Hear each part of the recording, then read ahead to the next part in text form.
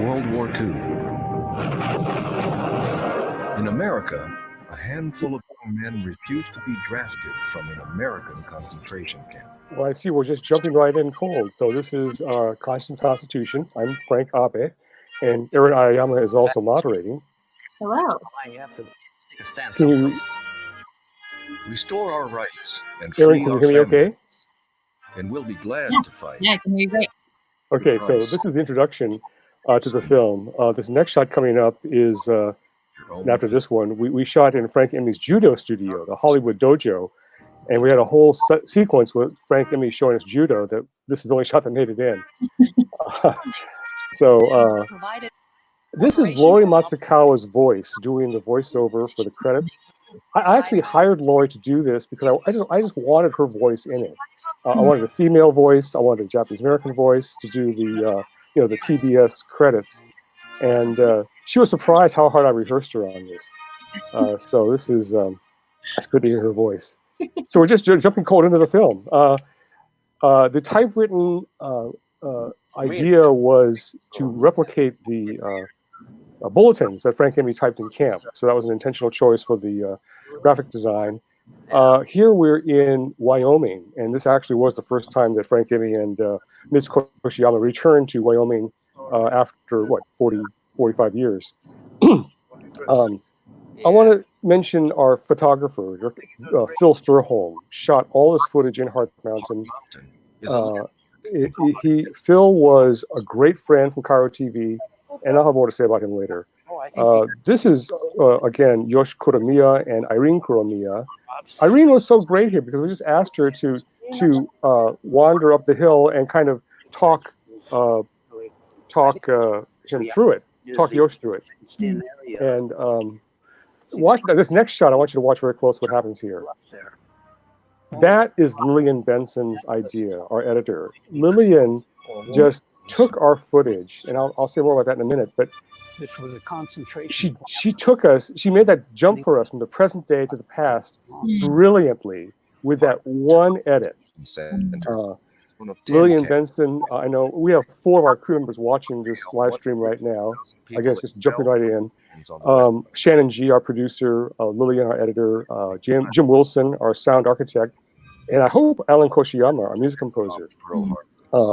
Americans of Japanese ancestry. I want to say something about them in a second. This archival footage is from the CBS film Pride and Shame, which I was allowed to use because I was told that it was, that Walter Cronkite got it from the National Archives.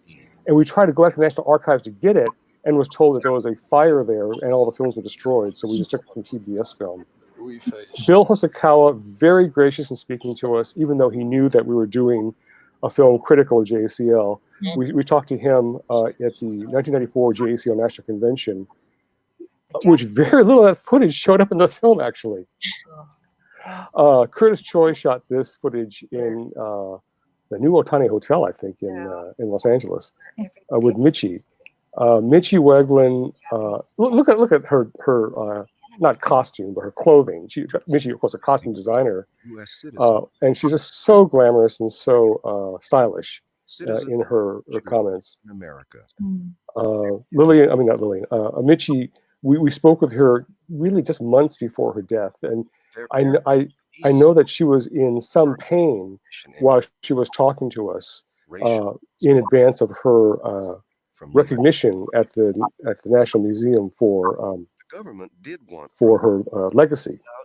And she talked to us, and I think that she took some painkillers because she was not feeling very well. But she did a great job in the interview, and we're so glad to have her. All the questions were innocuous. 28.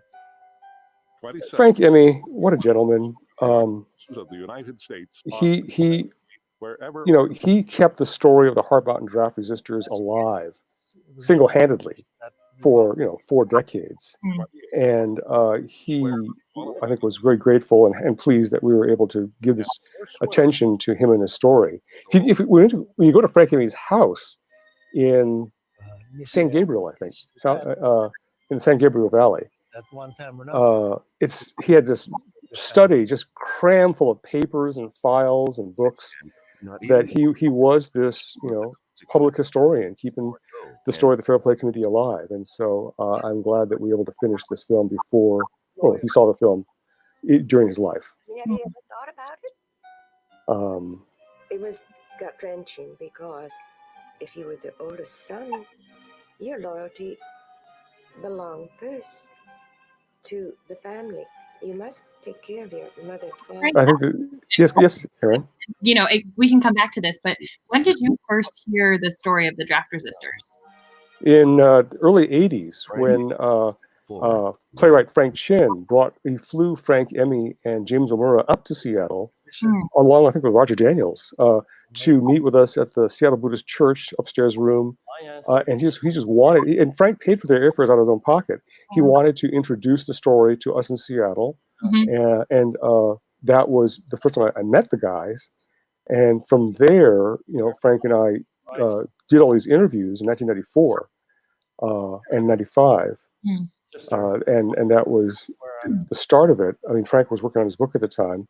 And there's a friend of mine, Christina Fa, who, you know, we had just given James Omura the Lifetime Achievement Award at the Asian American Journalists Association conference in San Francisco in like '89. And James Omura was so profoundly moving in accepting the award that she turned to me and she said, "We should make a documentary about these guys." and that was actually the kind of planted the idea. But I have to say, Erin, you know, I was a radio journalist at the time, and for me to think of doing a television a film documentary it made no sense at all. But I knew that it would have more impact. People would want to see a film and not just an audio, you know, NPR style documentary that would be heard by a handful of people but not really seen. Right. And thankfully it was the right decision because you know, all the guys you see in this film, from Bill Hosokawa to James Omura to they're all gone. You know, the only survivors really are you know, Roger Daniels, Art Hansen, and Grace Kubota, Gloria Kubota's daughter, who you'll see later. Michi was so emphatic in her interview. We actually had to use only the very small bits of her where she was not overamped on some of her she was on her caffeine, I think. So the JCL at that time strongly felt and believed this is great here that they were doing the right thing, and they were doing the wrong thing. And I mean, Clifford Ueda gave us that quote. I mean, Clifford's a former national president of JCL. For us to get that in there, I think was very powerful because, you know, Clifford was a maverick. He was, even though the national JCL president, he had a very objective view of the organization's role as we unfolded in this story. Oh my gosh, we're already up to Ben Kuroki. My gosh. Oh my God. Sergeant Ben Kuroki. You know, the top turd gunner when we flew the Now watch this. the Poeste-Hall refineries. That was a great feeling. Ben Kuroki You know, was a real gentleman. I wrote him a letter. I said we want to tell both sides of the story. You know, I know that your role in this was a little bit controversial even at the time. And I think the fact that he ran a newspaper himself and was a former journalist in Southern California, he said my letter. Watch this. Helpless. You can't do a damn thing. You can't fight back. This came at the very end of the interview. Shells, those 88 millimeter German shells are coming up there in the tons. And you feel the plane move this way, behind it. And you sit there, oh God, let's get the hell out of here. That soundbite, Erin, was the very last bit of like a 90-minute, 2-hour interview with Ben Kuroki. Wow. And he knew we were wrapping up, and he got that in. He got that in, and that was like the money shot, as they say. I mean, he just shared his feelings about being a turret gunner in the plane. And the photograph of him with Mike Masaoka's brother, Joe Grant Masaoka, was very fortuitous. So these are all stills from the War Relocation Authority of Young. Roll call. We had 7 members of the Fair Play Committee, and you know how to get them all mentioned in the story I remember this was Lillian's solution. It was just do a quick roll call, get the pictures up on the screen. do any good. We don't mention all their names, but Rally, the Fair Play Committee crossed the line. we got the pictures in. We honored the Fair Play Committee just in that one roll call shot, even though in the nature of storytelling, you have to focus on just a handful of characters. Like Phil Storholm took that shot in a barrack at Heart Mountain. Against all principles of civilized usage. Therefore, we members of the Fair Play Committee Recognize the voice? I was going to say, I know who this is. Yes. George was great. He was very gracious. He recorded this in Los Angeles over the microwave setup. So I was in Seattle directing him over the telephone. And he did it for scale. And it was, George at the time was very supportive of the Draft Resistors. He came to our 1993 homecoming. In fact, he was going to moderate or host the very first homecoming for the Heart Mountain Resistors that you'll see at the end of the film. He was going to moderate that at San Jose State University and had to bail at the last minute because the understanding was if he got a film role, that had to come first. He did. So Lawson Inada filled in to moderate that event, which you'll see later. Yosh Kuramiya, I know that his family is watching. His daughter Gail in Bellingham is watching. This meant a lot to Yosh to be able to tell his story in his very thoughtful way. Yosh being a graphic designer, an artist, architect. Consider being like the rest of the guys and this is great. And don't make waves. Yeah. Yosh, in fact, I think with the exposure of this, he went on to write he completed his memoirs. And I'm told that now Art Hansen and Gale and Lane Hirabayashi are getting his book published by the University Press of Colorado sometime in the future. It's being production now. So look for Yosh's memoirs, and maybe Gail can leave the title in the comments. Frank, for a lot of the resistors that you interviewed, I mean, obviously not Frank Abe, but was it the first time talking about this experience or talking about it publicly, did you find, or? On New Year's Day, they pounded rice. Would you repeat the question, Erin, about publicly? Yeah, I'm just wondering if for a lot of the resistors that you interviewed, like Yosh and Mitz and others, was this the first time they were talking publicly about their For some of them, Frank had appeared in a handful of workshops in Southern California, and but I don't believe that James Omura and Mitz, Dave Kawamoto here, or Art had spoken. I think Art's son's watching. Eric, and he's watching this. I don't believe that they had spoken publicly. So no, this was their first exposure.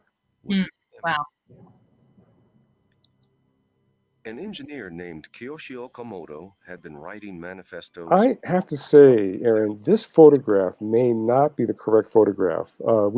I was told this was Kiyoshi Okamoto, but if you look at the cover of Art Hansen's book Barbed Voices, or on my DVD, there's two. We later, after the film was produced, found the mugshot of Kiyoshi Okamoto in Leavenworth. Doesn't look like that. Yeah, I'm looking at it right now. That's yeah. Okamoto was much tougher looking, and I think Frank even told me it didn't look like Okamoto, but that's what we had at the time, so it's locked in. This is Kenji Tagama's father, Nobudo Taguma, at Amachi, and I wish we could have told more about the Amachi resistors, the Tule Lake resistors. Jimmy Yamauchi never forgave me for not including the Tule Lake resistors in this film, and we just couldn't do it. Now look at this. This is the first introduction of James Omura in this film, and we're already 20 minutes into it. And so that was part of the storytelling problem of how to introduce all these characters, and so we waited to introduce him until this moment. Rocky Shimpo newspaper. When Lawson says, he editorialized in the Rocky Shimpo. I felt that someone should throw out what I felt was an anchor. This actually is not Jimmy's home. This is Robert Sturgill's office on Queen Anne Hill in Seattle. He was here closing out his brother's estate. Beyond that, Oh, it's George again. Yeah. Anything that would be critical of the United States government policy. These stills, well, not this one, but I'll talk about the stills in a minute. Organized, but Art Hansen had all these photographs that Jimmy had bequeathed to him, and so that helped us a lot. Marley, because we felt that. The interviews with Frank Abe and all were shot in Dick Obayashi and Gina Nakato's dance studio in Los Angeles. They loaned us their space for that. That was a great shoot. Guntaro Kubota, a Japanese language school teacher trained in law, translated the Fair Play bulletins into Japanese. I thought, gee, we have to fight for here she is. You know, that's all we know is this. Gloria Kubota was just a delightful, funny, outgoing person, and she told those wonderful stories, and the support that she showed for the boys was just remarkable. And it was great that we finally got a woman, a character. That the resistance was also the Issei women and the Nisei women, like Gloria. Paul Tsuneishi, another longtime supporter of the resistors. I was a white person. I wanted to be drafted. That's the chimney at Hard Mountain when we were all there for a conference. Some in back hid from the camera, but all chose this as their battlefield.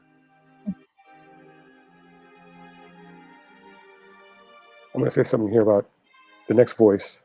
We are not considering whether to report for the draft or not. That's Professor Steve Sumida, University of Washington, an actor and also our voiceover artist here. Constitution to be the for.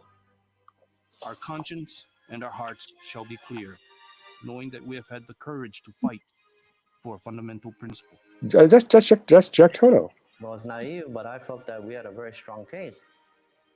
And this is, of course, his Mitz. A nice cut from Mitz then to Mitz now. Denies you the right of American citizenship, that you have a right to redress it. And nowhere in the Constitution does it say that. Mitz has had this wonderful quality, a very simple approach, very clear cut. The soldiers to his resistance. Combat that same month. Oh. Listen to the sound effects. The audio is the most important part of the film. And we had a sound architect named Jim Wilson who worked with me at Cairo Radio here in Seattle. That's my okay. Unit publicist. Jim dubbed in the typing sounds, the rifle shots, and they just really bring the whole story alive. I really owe a lot to Jim for doing that. He produced commercials for us at Cairo Radio, and yes, really spent a lot of time with us on the sound, just layering the sound architecture for the soundtrack. Society. In Wyoming, the trial of the resistors took 2 weeks. The judge handed down the verdict. Like here comes another. We discussed how many gavel blows to have. They were sentenced to 3 years in a federal penitentiary. I'm going to say something about the music here in a minute, because we're already half an hour in, and I haven't said anything about Alan Koshiyama's score. But what's really important to me in this film, Erin, was the music score, and how the music really, when I screen this for audiences, it really carries the story emotionally. And I'm a big film music soundtrack fan. I collect soundtracks. John Barry in particular. And who did the James Bond films, and one I'll mention here in 5 minutes. I did have a lot of concern for how they were holding up. But we wanted to have a music score that was, oh my God, this 1944. Tanko Bushi, Lillian Benson, our editor, put this in here just because she wisely knew we had to segue back to the life of the camp, what was happening.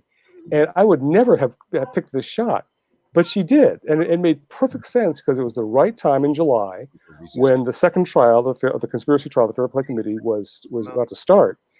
And this, I grew up in Cleveland, Ohio, doing the Tankobushi Cleveland Buddhist Church, so it's Bonadori is very much in my life. And the music is actually from a cassette that Frank Abe's wife, who's actually, I think, Shin Issei, Japanese, gave us.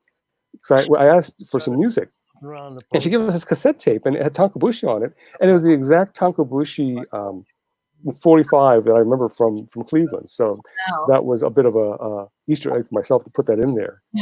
But it really just breaks up the flow of the story so nicely. Kubota, an older Issei, was not even eligible for the draft.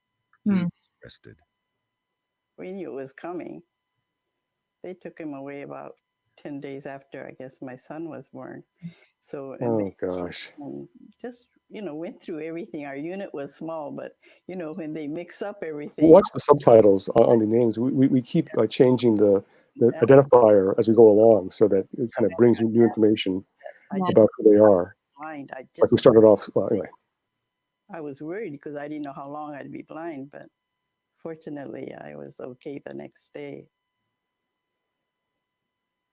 In Denver, the FBI... Lawson Inada as the narrator was just the right choice for this. I mean, he has the poetic voice, he has the delivery, the presence, and we worked really hard on his narration to have it be to have him be in the background and not in the foreground, because Lawson's accustomed to reading poetry, as the center of attention. Right. And it's a different technique for him to say the narration more matter-of-factly, to toss it off, to just throw it away. And I told him, you have to be invisible. We must not feel you the way we feel you as a poet doing a poetry reading.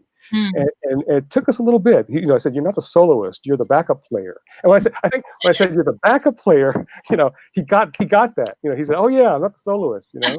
I'm playing backup here.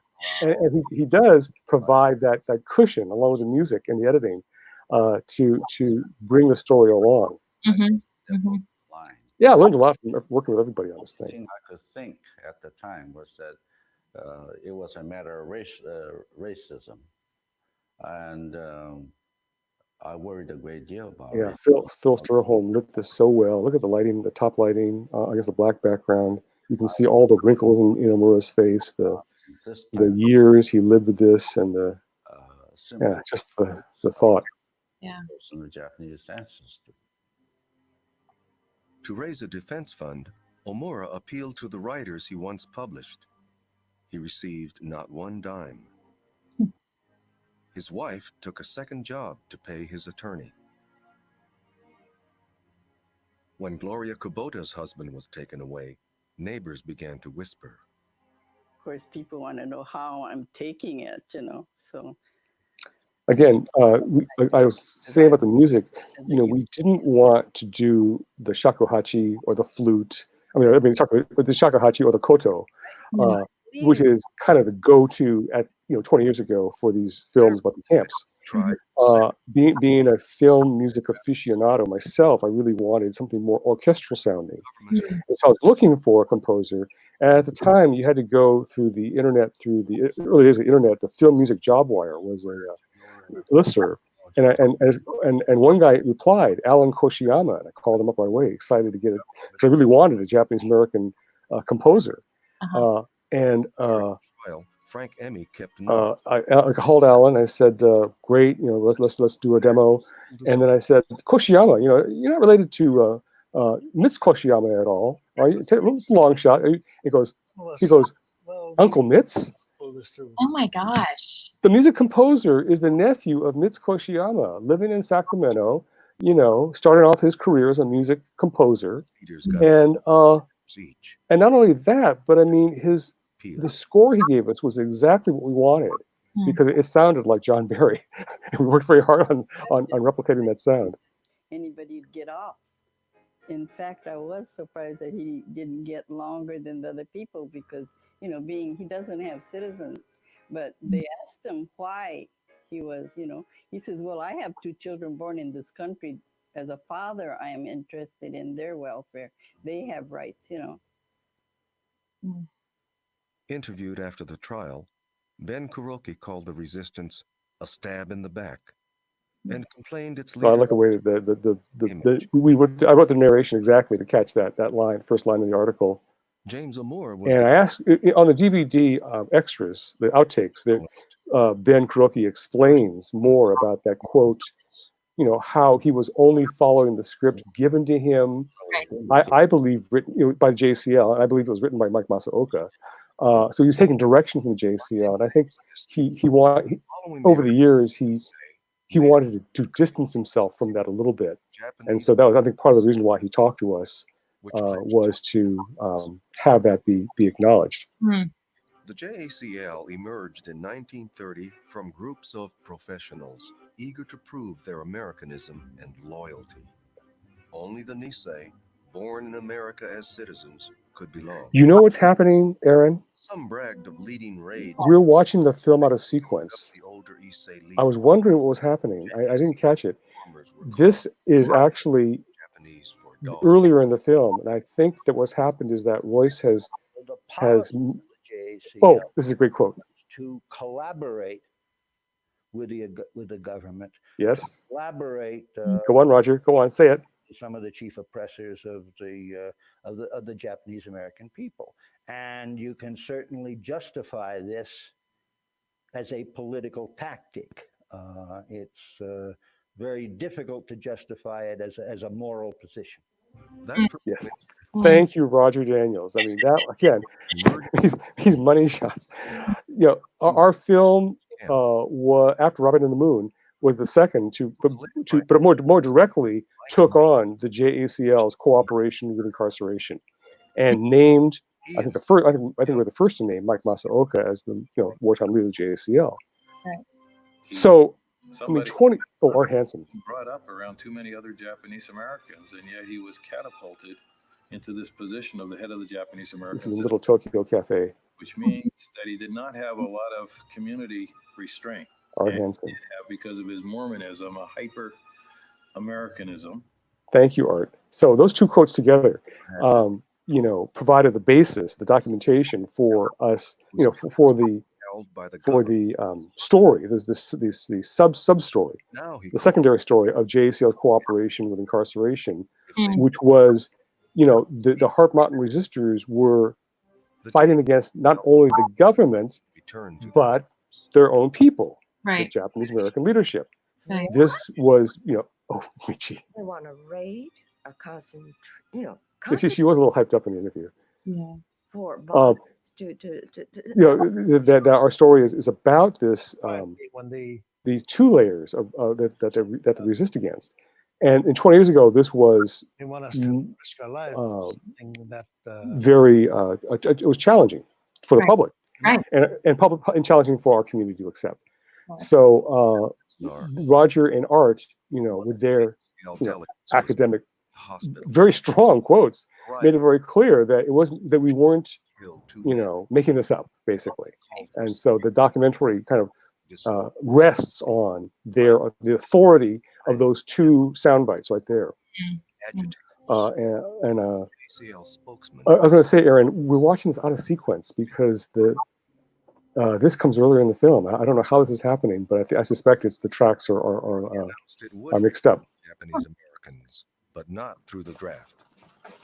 Volunteers would be taken for a segregated unit led by white officers. Frank, what was the reaction like when this film came out? How was it received in 2001? I'll tell you in a second here. Again, rifle sound effects that Jim Wilson 100% layered in, multiple tracks. 100% Americans do even worse. And I think this was one of the problems of many of the JACL leaders, that they were trying to be 200% Americans. I'm from Seattle. This quote here. I was evacuated from the Pacific Coast. When the call came for volunteers for a combat team. If anyone knows who this guy is, please leave a comment in the chat room, because when I show this in Seattle, we all go, "Who is that guy?" He says he's from Seattle. I'd love to find out who he is. To me, I have nothing to prove. I am an American citizen. I never did anything wrong, and I don't have to prove myself.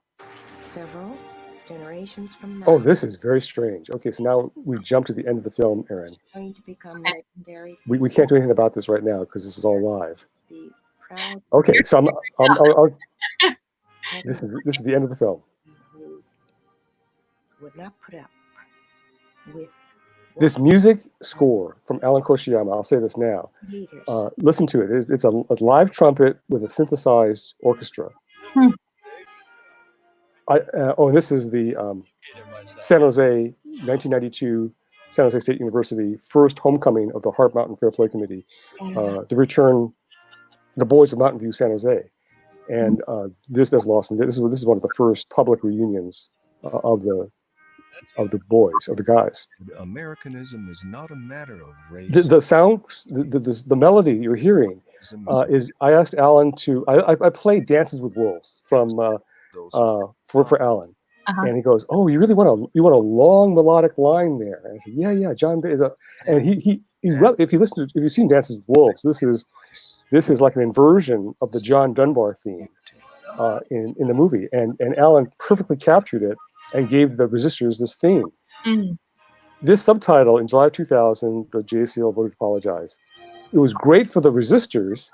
I was happy for them, but it really messed us up because if we had finished the film in early 2000, and then in May of 2000 in Monterey, JCL apologized, we had to go back into the post-production and had to spend several $1,000s to add that subtitle, the caption. And Lillian, Alan, Philip, I want to thank them all. Jim Wilson.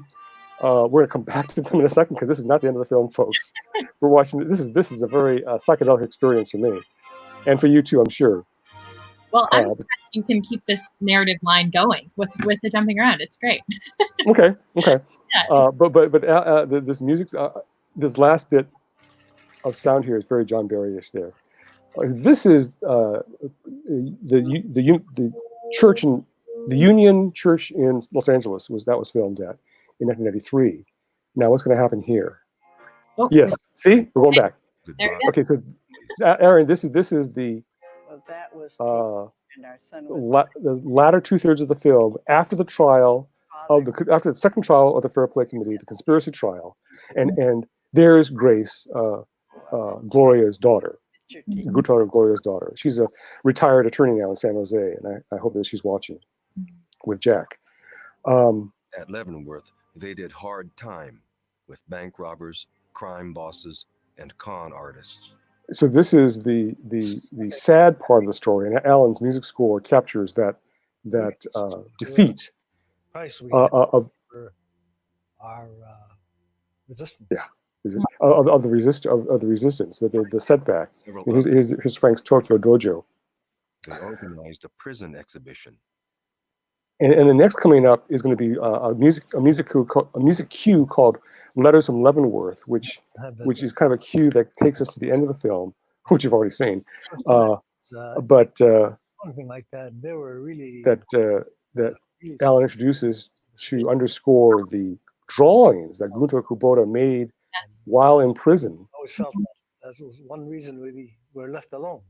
Oh yeah, the Geo story. 1944, the threat of Japanese invasion. Michi Wegman made this point to me President about FDR's election being a factor in delaying the closing of the camps. And allowing Japanese America to go home. I must say that Michi Wegman supported this film with an early $2,000 contribution to help us get some of the first interviews filmed. So Michi and Walter really made this film possible. They were the very first fund and support. Quiet America. Idealized in this government film shown in camp. I love this, how we grab this from the propaganda films. You've been showing a lot of the propaganda films in this pilgrimage. Right. Whatever it holds, they're sure that it lies in the United States. And this captured for us this moment of resettlement. I was born in Ohio myself as a result of resettlement, so that was personal to me too. Yeah. Cells. It was 1945. Again, Alan's music score here just really functions to bring us to like this. Oh, now it's a happy moment because now the soldiers are coming home, the war's over, and we do it without resorting to the cliches of a shakuhachi. And the propaganda about the 442nd was, of course, We filmed Roger in a barracks at Hart Mountain. So we were all there for a conference in like 94, 95 at Northwest College. And Roger was there. And so we were able to get his interview inside a barrack at Hart Mountain.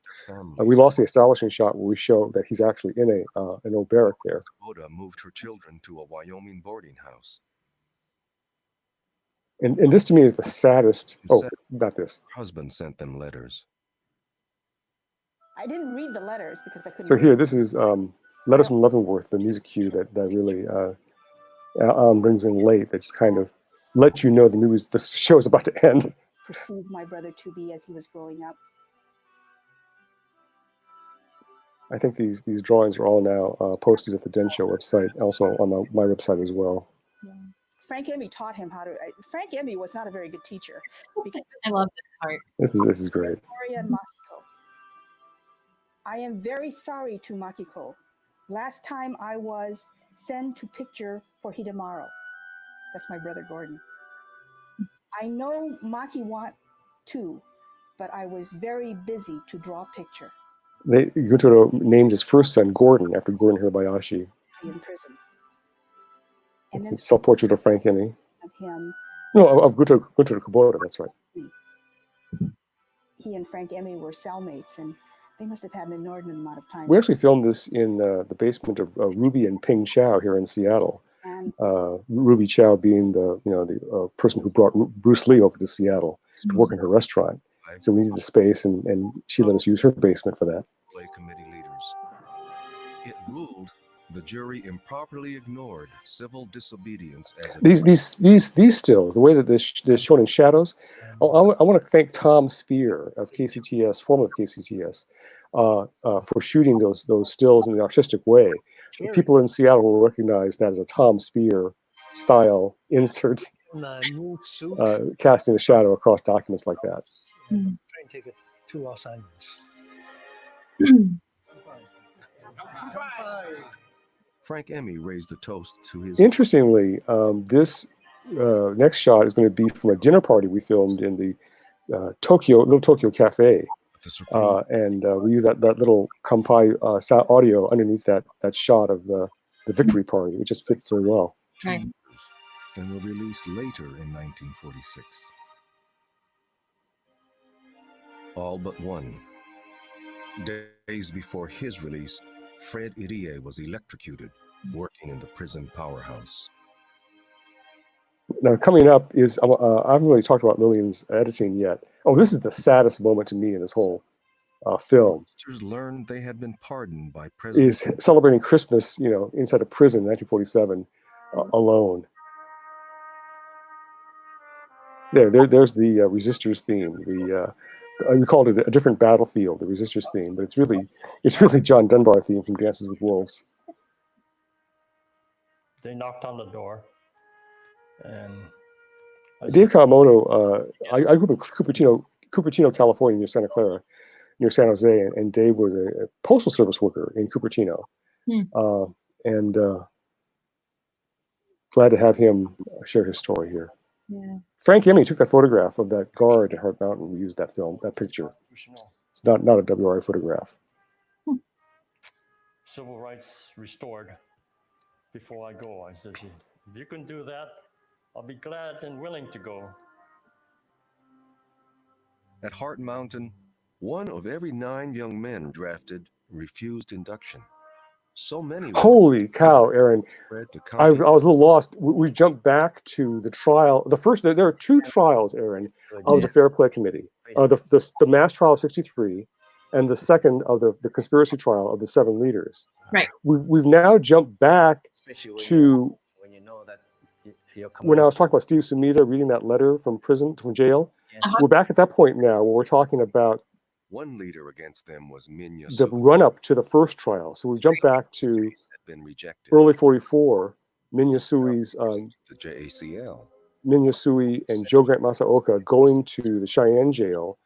They're doing a little tour of all the camps, trying to browbeat the insurgency of these draft resistors. Listen to this. Credit that we were bringing to the Japanese American society in leaning on them. And but this is Heart Mountain. I think their real purpose of being there was they were seeking larger game. In that, they Say it, Yosh. tried to get me to implicate. Say it, Yosh. Names. Name names. There it is. People, leaders of the Fair Play Committee. Yasui filed a Yasui and Masaoka were trying to suggesting the violators get them to rat on their comrades. Oh, so this is Mako. But the men kept their spirits high, composing jailhouse songs the guards could not understand. On my website, you'll see the Song of Cheyenne. We found a scrap of paper in James Cotto's wallet. He carried on for 40 years. This scrap of paper he wrote inside the jail. We called it Song of Cheyenne. And we had Mako. We had Mako to read at this event where we recorded his singing here.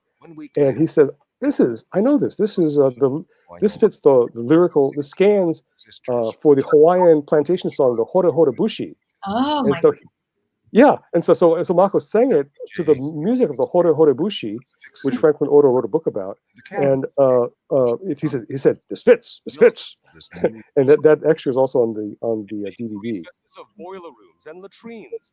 Oh, I do this voiceover. I came cheap. Darkness. Leaders of the Fair Play Committee have fired with fanatical zeal. They called us half-witted, nuts, demented, and we were seditionists and disloyals and everything under the sun. These deluded youths have our deepest sympathy. This is the Heart Mountain Sentinel.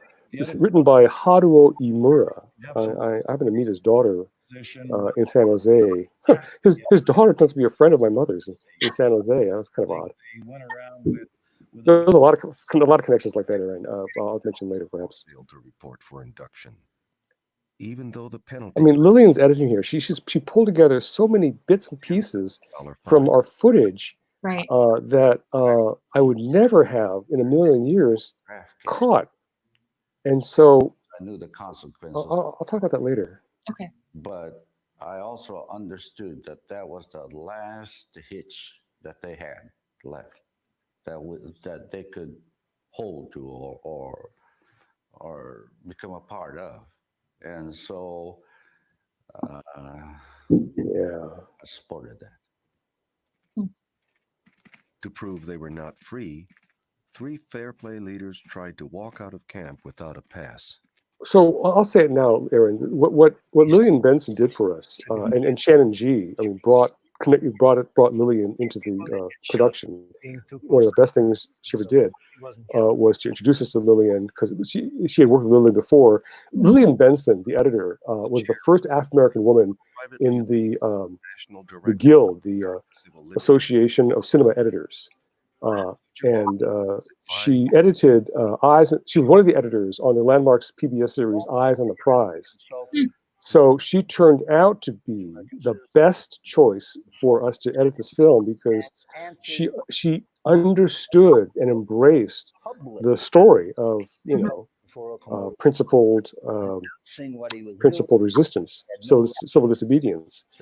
And we came to her with the script, and ITVS, PBS, ITVS said they gave us funding to finish the film, but they said, your script reads like a book. It reads like a book, and it's not visual. Here's the money to finish it, but we want you to hire a real film editor from Los Angeles, from Hollywood. Leadership. And so Shannon contacted Lillian, and they holed up for like 2 or 3 weeks in Santa Monica, and put together a rough cut, and they showed me the rough cut. And I go, where'd you get that shot? Like the shot of the rubber stamping of the royalty oath. Where you get this shot here, and or this shot? I go, well, it was in your footage. Oh, that was in your footage. Well, that was in your footage. And I go, oh. And what Lillian did was she took the scripted story and opened it up visually from the inside, opened up the story visually. And so she said she edited the story together, edited the sound bites together. The barbed wire was always Ben Kuroki, and she left spaces for me to write narration. Wow. And so all I really had to do was write the narration and have Lawson read it and fit into the slots that Lillian left for us to fill in. And that's how the story really got constructed, really got built. And that is the work of a really good film editor. This color footage was shot by Eiichi Sakaue in San Jose, an orchard man in San Jose. My father was there too, actually, at Hard Mountain. He saw Ben Cruz. So that color footage was very important to us. And then when we had the color footage, that was when we knew we had to get Ben Kuroki on camera to comment on it. And thankfully, Ben Kuroki graciously agreed to be interviewed. We just thought even though an asshole were coming into camp for there, even though there, he knew that the Fair Play Committee didn't resented him for coming in and telling them, in essence, what to do. Right. He was a free American. He didn't have to endure what we had to go through.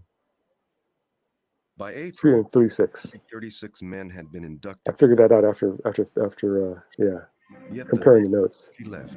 6 more resisted. Okay, so this is actually the halfway point of the movie, Erin. So this is a fade out here, a nice fade out at the half-hour mark where time. Oh no, we're gonna. I see. Is that the and end? Okay. This is okay. This is the end. Okay, so this is. I think we've seen all the footage. Now we're going back to the beginning, so we can bail out here, Erin. Okay. That was very interesting. So that was. It was like testing your knowledge of the film, which I think. I've lived with it for 20, 25, 30 years now. So we started this process in 1992. So it's been 30 years. Wow. We are families. So maybe Kimiko and Royce, can we remove the film and yeah, I can be on screen? In prison.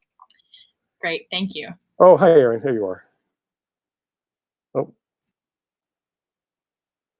hello. So thanks everyone for. Oh, there you are. There's Erin. Okay.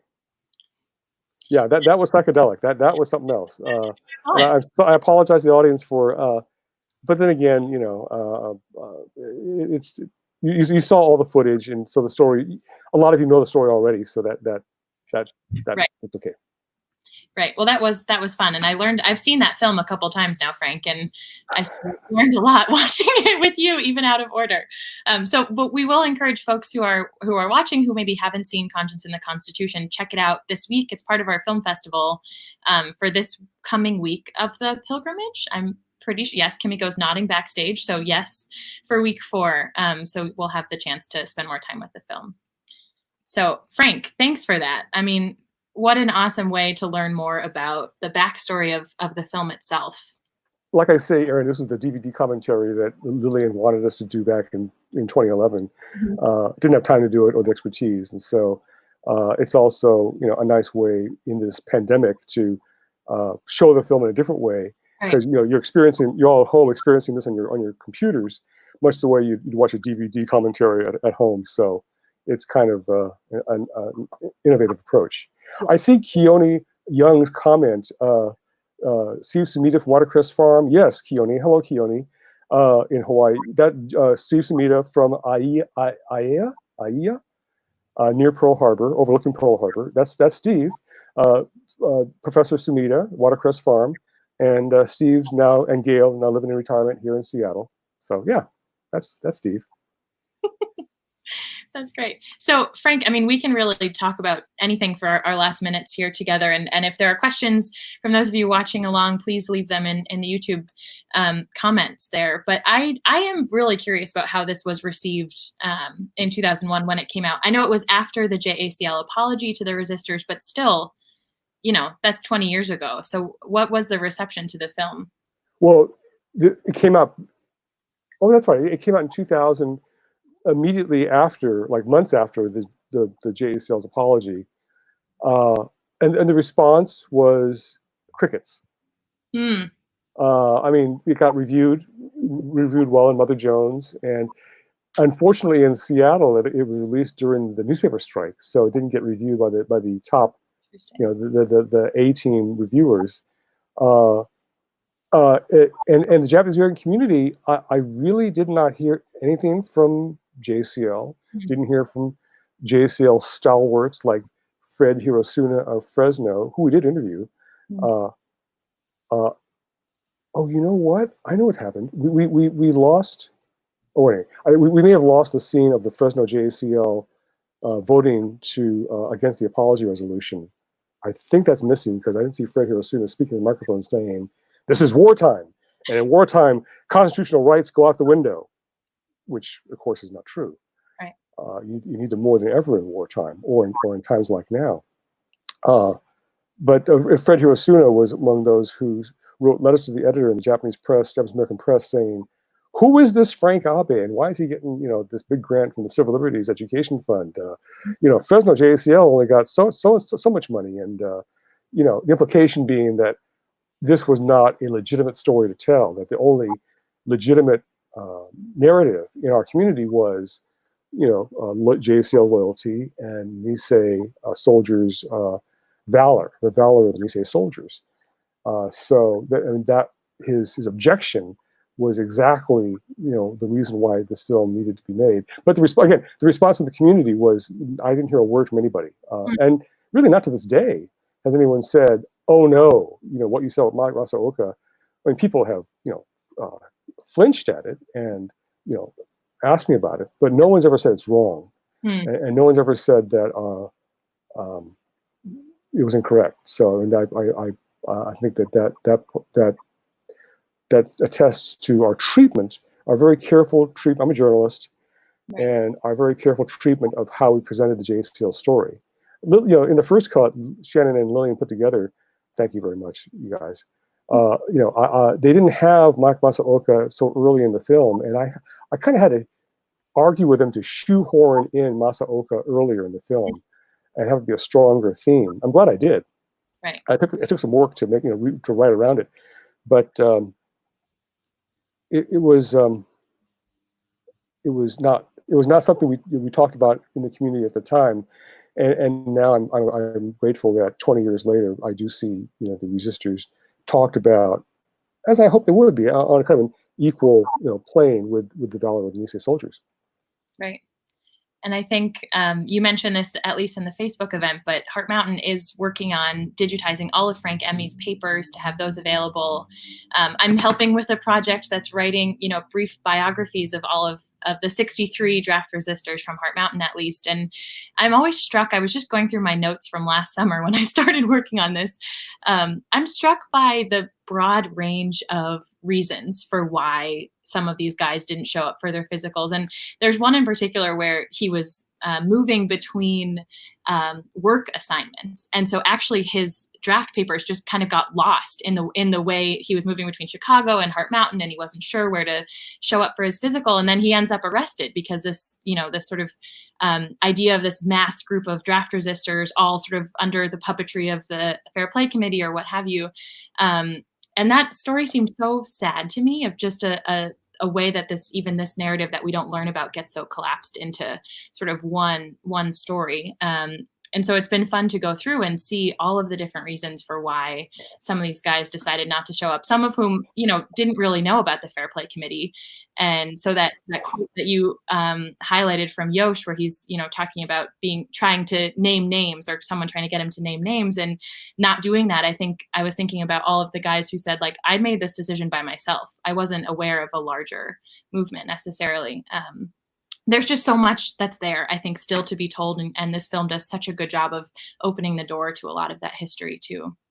Thank you, Erin. That's a very good point you made about the diversity among these 63 guys. And it's important to note that the Fair Play Committee really only refers to the steering committee of the 7 leaders who were tried for conspiracy. And Frank always was very clear to say that, we're not telling you what to do. We're only giving you information. We're not even giving you advice. And I can't counsel. He wrote to Jim Okutsu in Minidoka that I can't tell you what to do. You have to decide for yourself. We're just providing information. Maybe because he knew that conspiracy was a possible federal crime, but also I think that they wanted to very hands-off approach. So among the 63 guys, there's a lot of people, like you say, whose reasons were different. There were like there were only a handful, Mitz, Dave, Yosh, George Nozawa, who spoke with us, who had gone public, if you will. One fellow who later did talk to us, George Ishikawa, the late George Ishikawa, offered Frank Chin money to not be named in his book because his family, his wife, really didn't want him to be public as a convicted felon, if you will, an ex-felon, a pardoned felon, and as to subject herself again to that kind of community ostracism. So there is the fellows who spoke to us were,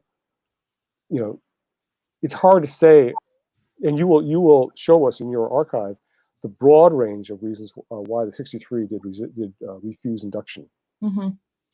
Yeah, and that actually makes me think. I don't know if we saw Takashi Hoshizaki in this version of the film, but he's another one who he actually participated in an elder panel the first week of this pilgrimage, and he talked about. I asked him, did you, when you started dating your wife or courting her, as he called it, did you tell her that you had spent time in federal prison? And his response was so funny because I think he was like, I told her this story and she was okay with it. I wanted her to know before we got, before I asked her to marry me.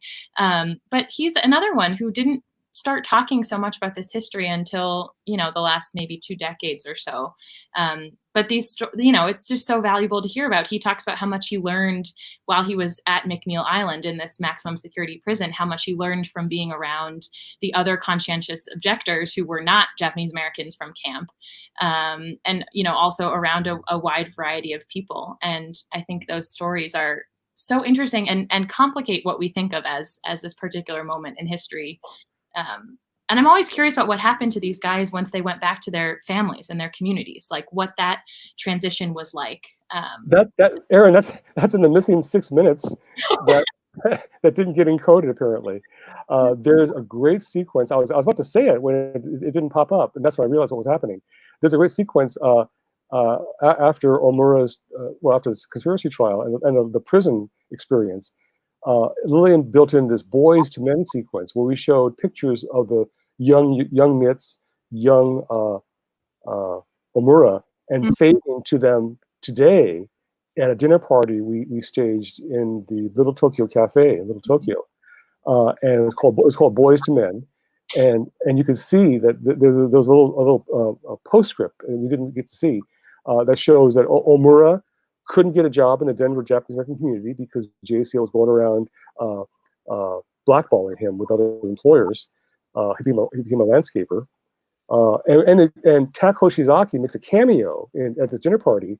Right. And Tak establishes for us that he was in the 63 resistors in the mass trial. Mm-hmm. And then after camp was drafted again during the Korean War.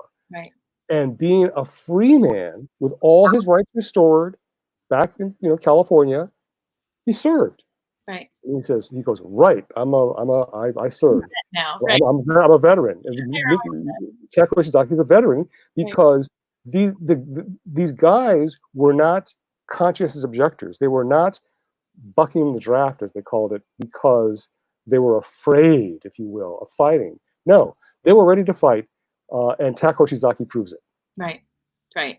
And so many of part of the research that I'm doing is going through all of their loyalty questionnaires and looking at how they actually responded to those last 2 questions. And it's amazing to see and to think of, men, boys at that age, some of them 17, 18, 19, 20-year-olds saying things like, I think Takashi's response is something along the lines of, when the government loves my citizenship rights the way that it's supposed to, then I'll serve. And it's just so straightforward and clear and powerful. And I think a good reminder, especially as Clement pointed out in our YouTube comments on the 4th of July, as we're thinking about, what our country stands for, to have this message. And I know when we talked about showing this film on this day, you were like, I like the symbolism of this. And I think it's true to think about what citizenship actually means and when we need to take a stand on, how we are enacting those forms of citizenship. Yes. We do have one question, and then I guess we are almost at the end of our time, but a question about, were the resistors ever physically attacked? I know Frank Chin was assaulted in Los Angeles, Keon Young says. What? Keone? No. You mean Frank Emmy or Frank Chin? He says Frank Chin. But physically attacked. I mean, Keone may be thinking about the time in San Francisco when Alex Hing famously beat up Frank, but that was in the 60s. No, they were not physically attacked. As I talked over Frank Emmy's quote, they were not attacked in prison. And this was Minya Sui's, forgive me, Holly, but I mean, this was Minya Sui's threat to the boys in the Cheyenne jail when they went to visit. They're going to, don't do this. You'll embarrass your families. You'll stain your reputation. Your prison record. But they're going to beat you up in prison. They're going to beat you with 2x4s in prison. Was what Minya Sui said to many of the guys. Repeat the same quote: 2x4s. And Frank Emmy testifies that no, all these guys in prison were all these, I mean, these Hakujin guys, these white guys. They kind of respected us, what we did. Plus, in Frank's case, they held the judo exhibition at Leavenworth, where they threw the little guys through the big guys, the big white guys in prison. And so when the inmates saw that, they all said, "Okay, don't mess with these Japanese kids, because they know this, jujitsu, this judo," and that shielded them a little bit. But no, they were not attacked at Keone, only from their own community. The only attacks came from Nisei veterans or others who resented that they took the principal stand that they did for whatever reason. That's great. Well, thanks so much, Frank. I know we could keep talking about this for a long time, and we will at a different time. But is there anything else you want to share, or anything I didn't ask you about before we wrap up? Well, I mean, Keone says Frank Chin was assaulted in Little Tokyo. That I haven't heard about that. So email me, Keone, and I want to hear the story about Frank getting assaulted in Little Tokyo. That's rich. Kenji Tagama says Minya Sui and Joe Grant also visited the Granada resistors, and that's absolutely true, including Kenji's father. And Kenji, I'm sorry we didn't get your father's story more clearly in there, but we'll try and make up for that someday. Yeah. Well, thank you, Erin. This has been wonderful. Great experience. I want to thank again Shannon G for rescuing this our little project of tapes, our collection of beta SP tape, and bringing us into the PBS quality, and Lillian Benson for turning our book into a movie, and to Jim for the audio soundtrack, and for Alan for really making the. I really wish you could hear the music score in sequence, because then you appreciate the narrative arc that the music score serves to tell the story. So that's one of the things I'm most proud of, is the music score in this movie, along with the editing and and Lawson's narration. So, so thanks to all. Thanks for watching, and Erin, great job, you guys all. Kimiko, great job. You guys do great. You too, Frank. And those of you watching, thank you so much. We'll be back live in a little bit under an hour for the Nikkei Block Party. So thank you so much. Thank you. Bye-bye.